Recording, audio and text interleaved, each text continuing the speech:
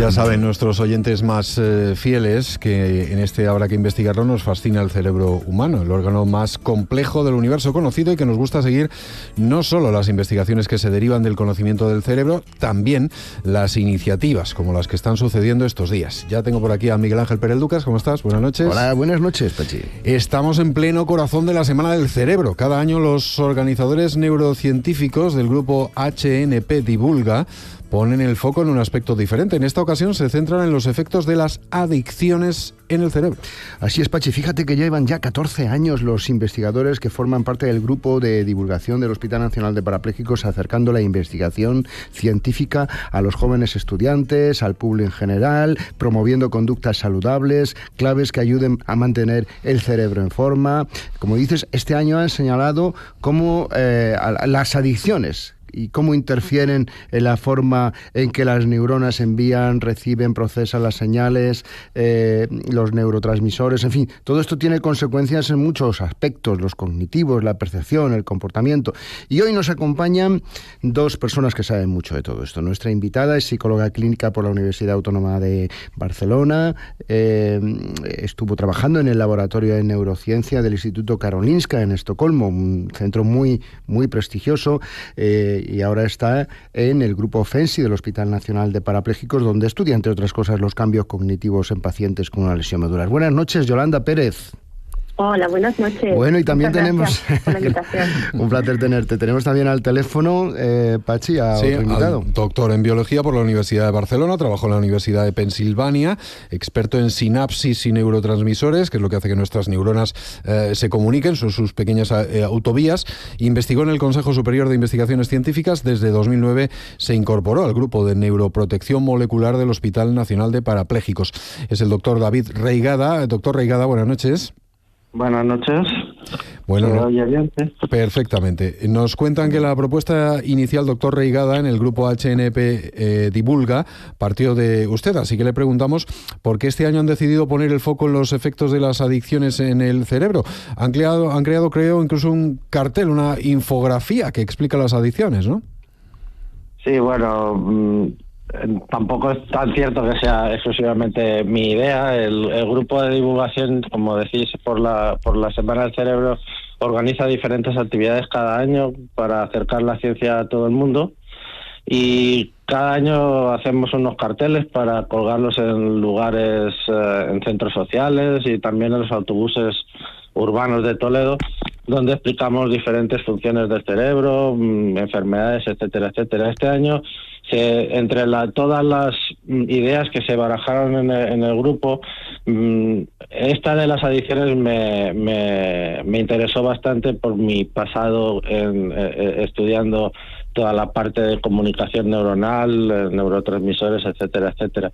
Por eso, entre Yolanda y yo hicimos un primer croquis, un primer esquema de cómo podría explicarse la entrada, los efectos y la salida de una persona a una adicción, y después ya todo el grupo maduró esa idea y se creó este póster informativo que lo pueden ver en diferentes zonas de Toledo.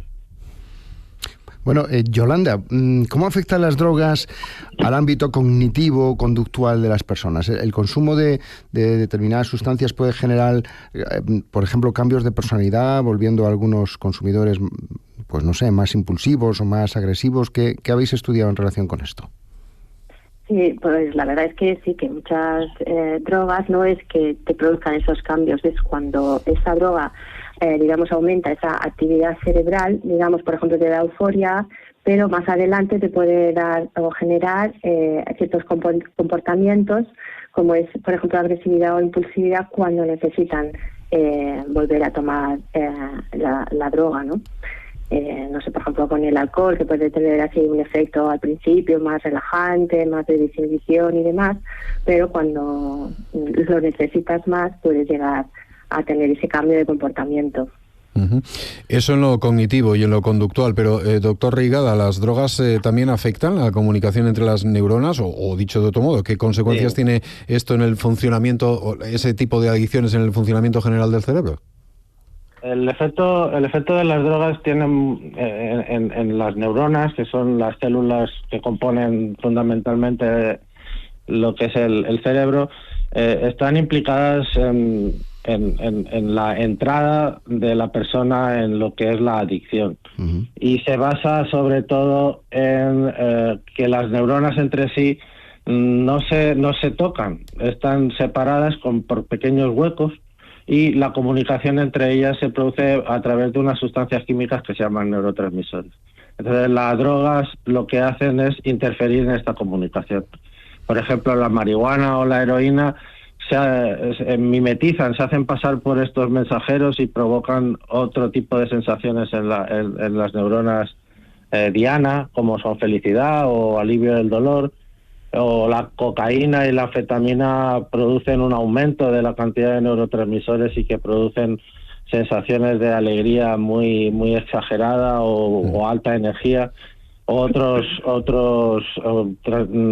drogas que producen alucinaciones, por ejemplo la ketamina, que fue muy famosa hace unos años. En el póster lo que queremos explicar un poco cómo se entra en la adicción. Y esta entrada en la adicción se inicia con la activación del sistema de recompensa. El sistema de recompensa es un sistema normal en el cuerpo que lo que hace es que cuando hacemos algo que nos gusta, ejercicio, comer algo rico, estar con los amigos de fiesta, produce una activación de este sistema, una liberación de dopamina que nos hace repetir. Ajá. Nos gusta y nos hace repetir, nos hace querer repetir. Las drogas engañan a este sistema. Lo que hacen es activarlo de forma artificial, producen un placer intenso y activan ese deseo de volver a repetir. Uh-huh. Se vuelve a repetir el consumo, y lo que se produce también es que cada vez se necesita más droga para sentir lo mismo. Eso se llama tolerancia. Y con el consumo cada vez mayor de la droga se produce ya una dependencia. Una dependencia, el cerebro deja de producir algunos neurotransmisores y todas las sensaciones y muchas de las funciones del cerebro dependen de la generación de esa dopamina, de esa droga que le estamos administrando. Y cuando ya no hay esa droga se produce la abstinencia. Uh-huh. Que es un efecto fisiológico de la falta de un desbalance bioquímico del cerebro que produce temblores, depresión, ansiedad, etcétera, etcétera. Uh-huh. Estamos hablando de los fundamentos neurocientíficos de las adicciones, pero hay un momento en el proceso de la evolución del cerebro muy significativo, muy delicado, como es la adolescencia. Yo quisiera preguntarle a Yolanda Pérez si existen diferencias en los efectos cognitivos de las drogas que nos ha apuntado David Reigada según la edad a la que se pueda empezar a consumir. Sí, por supuesto. Existen diferencias, por ejemplo, en los efectos a nivel cognitivo en edades muy tempranas, por ejemplo, durante la adolescencia, como tú dices. Esto tiene un impacto que es más negativo, sobre todo en las funciones cognitivas, sobre todo cuando lo comparas con la edad adulta, ¿no? Esto se debe a que este cerebro, que está en pleno proceso de maduración, es más vulnerable a estos efectos adversos de las sustancias, como bien ha explicado ahora David. Mientras más temprano se empieza a consumir, más difícil es la recuperación de estas funciones cognitivas y los daños pueden llegar a ser más permanentes. Uh-huh.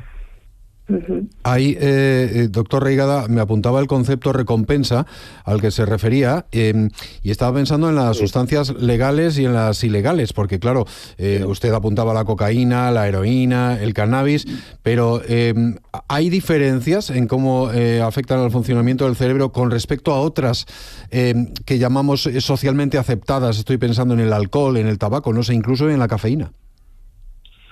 Desde el punto de vista del cerebro, a nivel del cerebro, de la función del cerebro, no tienen ninguna diferencia. Todas estas drogas funcionan igual. Crean la dependencia del mismo modo y activando los centros de recompensa, etcétera, etcétera. La única una de las diferencias más grandes es que las drogas ilegales como son la cocaína, la heroína, son más explosivas, actúan más rápido, con efectos más intensos y son mucho más adictivas y peligrosas. En cambio, las legales les llaman el veneno lento. Sus efectos son mucho más lentos, producen cáncer, cirrosis, pero son enfermedades mucho más lentas. Y el mayor problema que yo le veo a esto es que las drogas legales están muy aceptadas por la sociedad. La gente acepta su consumo y subestima su peligro. Pero son igualmente dañinas y también matan a millones de personas cada año. Bueno, las pantallas son el signo de los tiempos y se habla ahora de la adicción a las pantallas, a los móviles. La verdad es que es la pregunta un poco para los dos. ¿Este tipo de adicción a las pantallas tiene el mismo fundamento neurocientífico en nuestro cerebro y también un poco las mismas consecuencias a nivel cognitivo? A ver, contesto ahora, Sí. Es que lo ha explicado muy bien. Bueno, sí, el fundamento neurocientífico es muy similar al de las adicciones, lo único que no hay una sustancia, digamos. Estas consecuencias son las cognitivas y psicológicas, digamos que son más sutiles y se van desarrollando pues a lo largo del tiempo. Entonces, el uso excesivo de pantallas que interfiere con otras actividades que puedan favorecer el desarrollo cognitivo saludable, pues podrán tener un impacto a mayor plazo, digamos, en la memoria, en la atención o incluso en la regulación de las emociones, cómo se socializan, etcétera. Yo lo único que quería añadir, solo era añadir un poquito, es que todas estas, también en las tecnologías, también en lo que son el móvil, las redes sociales, pero también tienen el mismo mecanismo los juegos de azar, la adicción al sexo, algunos delitos como alguna cleptomanía o piromanía tienen la misma base y que aunque no haya una sustancia que entre en el cuerpo, la adicción se produce porque todas estas redes sociales y videojuegos están diseñados para producir adicción. Ahí está el dinero. Claro, producen recompensas de forma intermitente y impredecible, o sea, que generan en el cerebro una expectativa. Voy a entrar otra vez en el Facebook a ver si tengo otro like o tengo otra notificación o entro en el videojuego a ver si me han dado una vida o me han dado un premio. O los juegos de azar, voy a tirar otra moneda a ver si me dan el premio. Que mantiene al cerebro en una actividad en alerta todo el rato y lo que produce son cambios de concentración, de memoria, falta de sueño y sobre todo el joven y no tan joven también prefiere el mundo virtual, no tiene amigos profundos, no tiene habilidades sociales y eso produce un aislamiento social bastante grande. Me van surgiendo las preguntas sobre la marcha y estaba pensando que desde el punto de vista de la psicología, Yolanda Pérez, ¿existe algún tipo de predisposición de unas personas por encima de otras para convertirse adicto a alguna sustancia o algo de esto que estamos hablando? Es decir, ¿hay personas más propensas? Sí, bueno, más que propensas sería un poco contar con algunos factores que pueden ser tanto a nivel genético como, por ejemplo, psicológicos y el ambiente, la parte, digamos, más social. Algunas personas, por ejemplo, tienen mayor vulnerabilidad a esta adicción porque su biología o su historia personal, el entorno en el que están, las experiencias, por ejemplo, que han vivido, demás, o algunos factores emocionales, estos también juegan un papel importante para el desarrollo de la adicción. Y desde el punto de vista más, fisiológico, estructural, ¿el cerebro de una persona adicta o con esta predisposición es diferente al de una persona no adicta en términos de, redes neuronales, patrones de activación cerebral o el papel que puedan jugar en este tipo de cerebros los neurotransmisores como la dopamina, por ejemplo, ¿no? Sí, como hemos dicho, las drogas lo que hacen es sobreactivar lo que es el sistema de recompensa y la creación de dopamina y por eso el cerebro a nivel bioquímico y funcional es muy diferente de un cerebro con adicción y uno sin adicción. Produce una gran cantidad de dopamina, el cerebro no produce sus propios neurotransmisores, el cerebro es dependiente para sentir cualquier cosa a la aparición de la droga y la liberación de esa dopamina. Hay la tolerancia y la dependencia y la abstinencia cuando falta.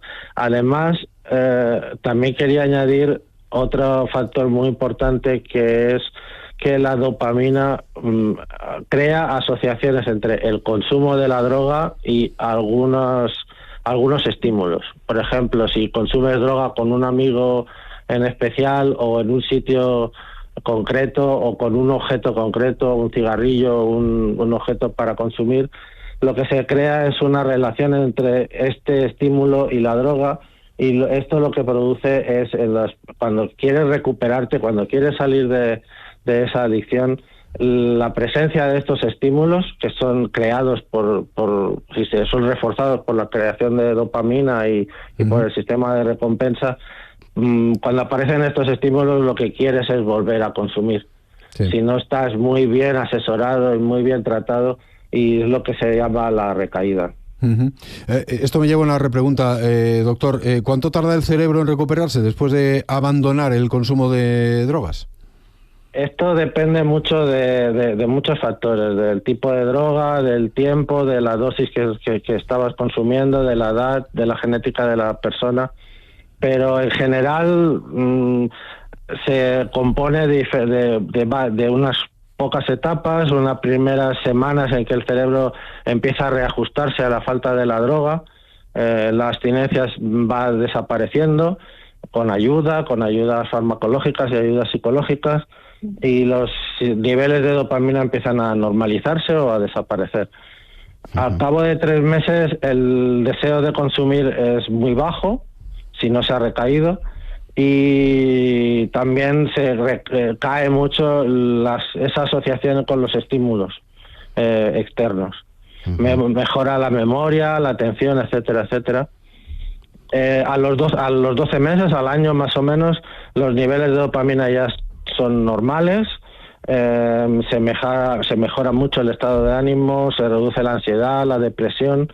El cerebro recupera mucho su plasticidad, se empieza a regenerar algunas funciones o a reactivar algunas funciones que estaban apagadas, y ya a los 2 años o más, ya los circuitos cerebrales, los que se han podido regenerar, porque también lo que tenemos que decir, que no hemos dicho antes, es que las neuronas cuando se mueren no se regeneran. Yeah. Cuando la neurona muerta no se regenera otra vez, pero sí que se pueden regenerar algunos circuitos con las neuronas que quedan, que sobreviven, ¿no? Algunos cambios pueden ser permanentes y el riesgo de recaída es muy pequeño. Ya a los 2 años más o menos se cree que, aunque tanto el alcohólico como el drogadicto se dice que es de por vida, pero bueno, se recupera bastante. Yo quisiera preguntar a nuestra neuropsicóloga Yolanda Pérez, ¿cuál es el impacto que pueden tener las drogas en unos trastornos psicológicos que ya pudieran estar preexistentes, ¿no? Como la ansiedad o la depresión, incluso, no sé, la esquizofrenia? ¿Pueden agravarlo o incluso desencadenarlos? Sí, efectivamente, hay algunos,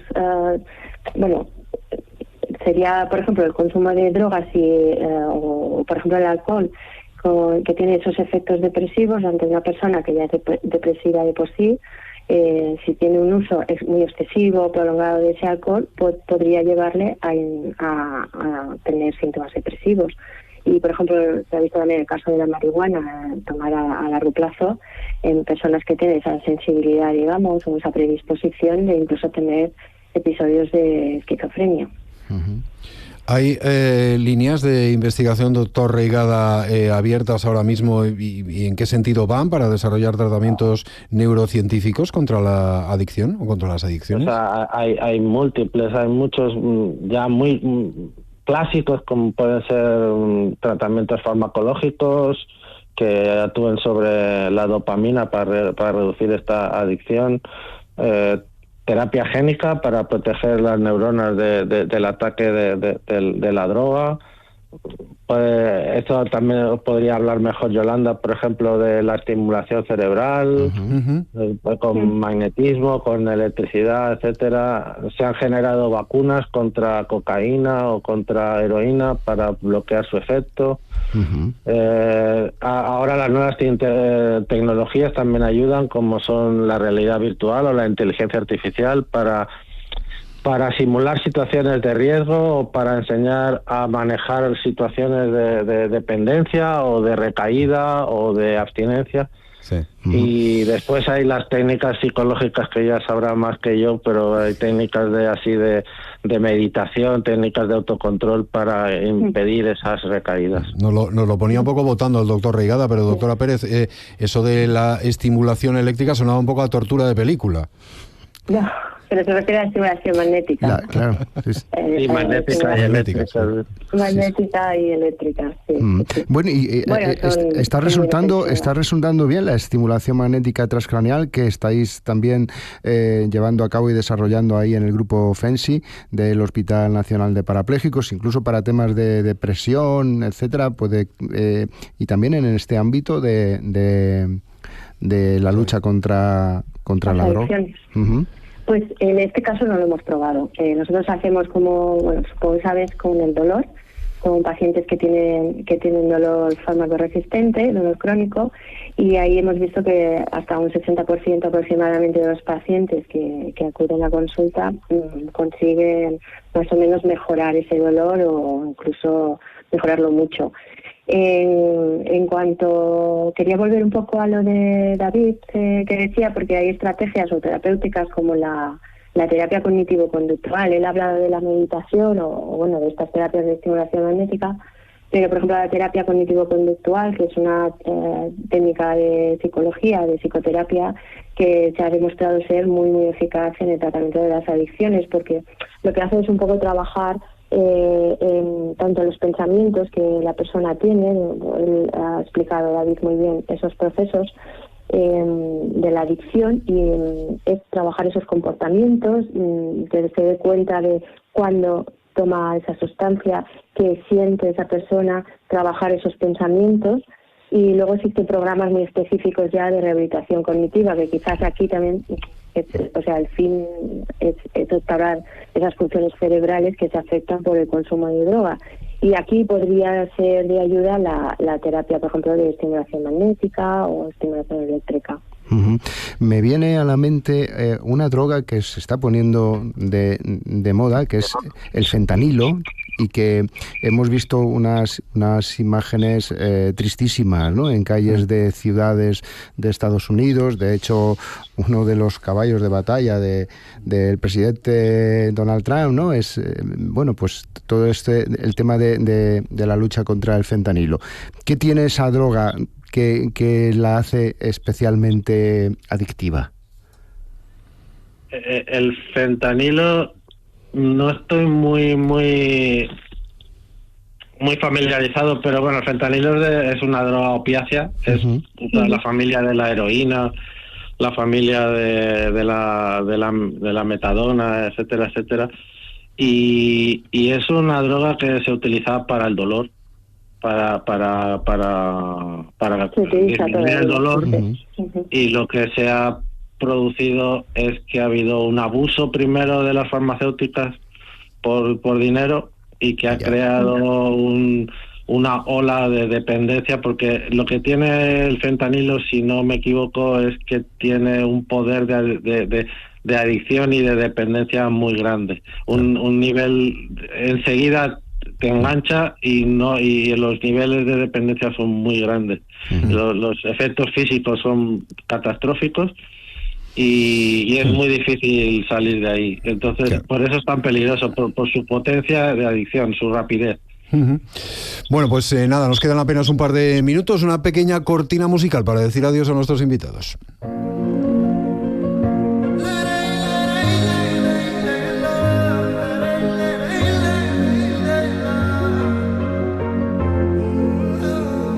Maldita droga, me está matando una vez más, no puedo ver la realidad. Bien elegida y bien traída. Maldita droga se llama el tema, ¿no? Sí, del cantante de Caramelo que fusiona el rap y el flamenco para hablar de esta oscura realidad. Dice que yo quiero saber dónde se ha metido mi libertad, dice, de Caramelo, y habla de cómo puede llegar a ser la adicción a una droga, algo que vivió en primera persona, y cómo llegar a condicionar tantas cosas a nivel de salud mental, de comportamiento, de entorno. Bueno, hoy hemos conocido los fundamentos neuropsicológicos y neurocientíficos de cómo actúa la droga en el cerebro con motivo de la Semana del Cerebro. Las adicciones. Nos sirve esta música para decir adiós y dar las gracias a la doctora Yolanda Pérez y al doctor David Reigada. Gracias a los dos. Un abrazo, buenas noches. Muchas gracias, buenas noches. Chao.